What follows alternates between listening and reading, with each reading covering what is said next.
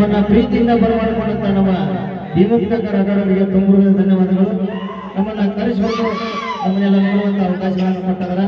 ಹಾಗೆ ನಮ್ಮ ಪವಿತ್ರ ಅವರು ಕೂಡ ನಾವು ತುಂಬಾ ಅದ್ಭುತವಾದಂತ ಗಾಯಕರು. ಒಂದೇ ತಾಯಿ ಮಕ್ಕಳಿದ್ದಂಗೆ ಇದೀವಿ.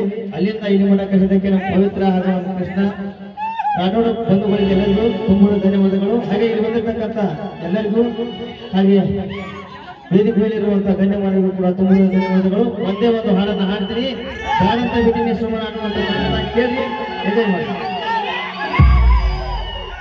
ಟ್ರ್ಯಾಕ್ ಶುರು ಮಾಡೋಣ.